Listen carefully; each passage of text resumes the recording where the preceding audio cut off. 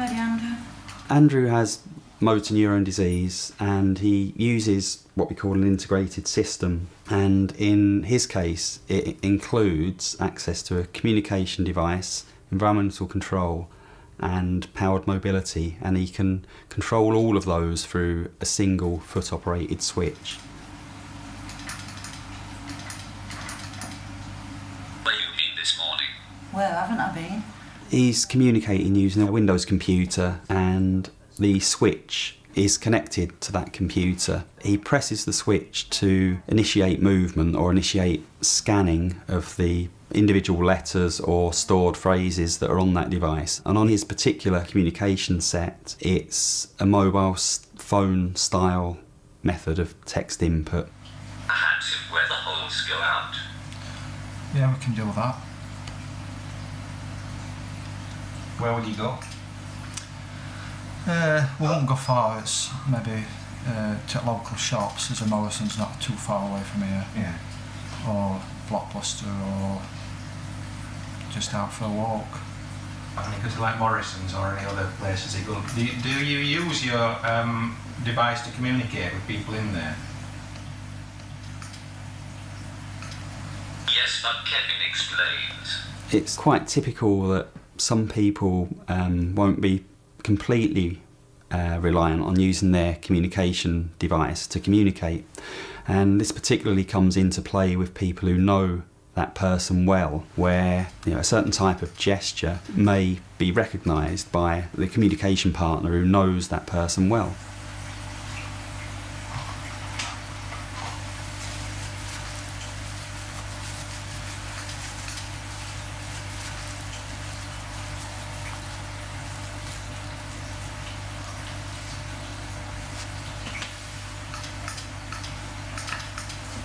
Main frustration is people not wait for answer them and move on in the conversation.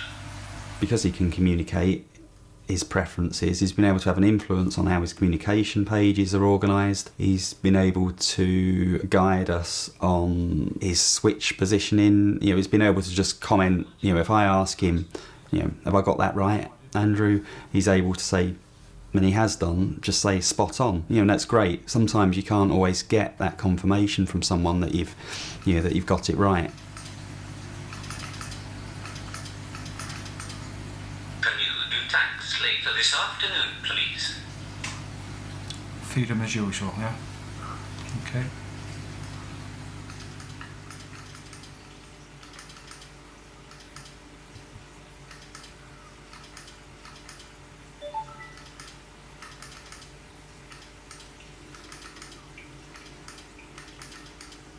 Ice cold water, please. When I'm at his home, there's a variety of people there. Sometimes he's communicating with his carer, so he's able to indicate whether he wants a drink or whatever he needs from his carer. He's able to communicate with his partner. He's able to communicate with other health service other nurses who are visiting to give his medication. He's able to communicate with a wide variety of people. Well, says I'm doing another job somewhere. I mean, I do a lot of cleaning around for Andrew and doing bits and bobs around the house. Now, if I'm somewhere else, Andrew can let me know through that speaker. Say I'm washing pots and Andrew's in, he's wanting me to do something. He can actually say it through the speaker, so he can get me attention. We're using that device. And when we go shopping,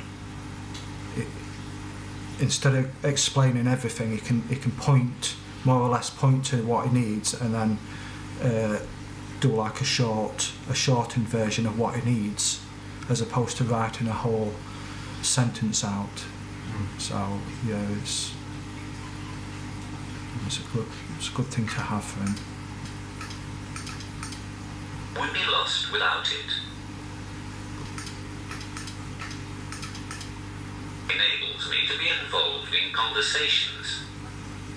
One of the benefits of being able to enable communication for someone is that it can potentially allow them to regain some control over various aspects of their life. So it could be that it helps with them making financial arrangements, arrangements around how the family operates. It could be the practicalities of schooling and education for their children. It could be around planning for later in life. The things that many of us take for granted day to day. By being able to re-enable communication, it can allow people to take some independence back and be able to conduct their own affairs. They were 2-1. Real Madrid winning.